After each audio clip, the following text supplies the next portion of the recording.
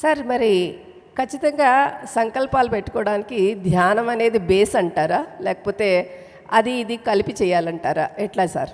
సంకల్పము అనేది ఇప్పుడు సాధారణంగా ఏమనుకుంటున్నారంటే, మన ఆలోచనల ద్వారా పదే పదే ఆలోచనలు చెప్పుకుంటూ ఉంటే అది సంకల్పము అని సాధారణంగా చెప్పుకుంటున్నారు. అసలు సంకల్పము అనేదానికి నా స్వీయ అనుభవం, సంకల్పం అంటే మన మనసులో పదే పదే దాన్ని కోరుకోవటం కాదు.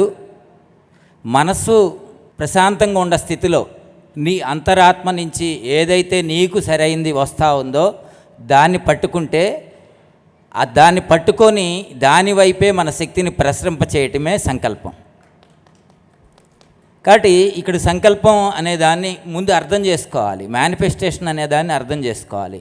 సృష్టించే శక్తి అందరి దగ్గర ఉంది, సృష్టించే దానికి సరైన జ్ఞానం కావాలి. మనందరికీ సృష్టికర్త అనగానే బ్రహ్మ అంటారు.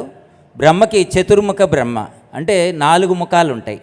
4 ముఖాలు ఎందుకు ఉన్నాయి అంటే, నీ చుట్టూ 4 వైపులా అంటే పరిపూర్ణంగా దర్శించగలిగేటువంటి స్థితి కలిగిన వాళ్ళు మాత్రమే సృష్టి చేస్తే అది లోక కళ్యాణం అవుతుంది.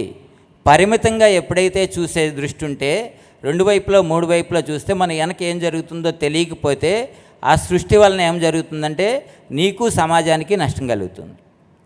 కాబట్టి ఇక్కడ ధ్యానం చేస్తారా చేయలేదనే దానికన్నా కూడా నీ అంతరాత్మని ఎవరైతే వింటారో, అంతరాత్మ నుంచి ఏ సందేశం అయితే వస్తూ ఉందో ఆ వచ్చిన దాన్ని పట్టుకొని దాన్ని సాధించుకోవటమే సంకల్ప శక్తి.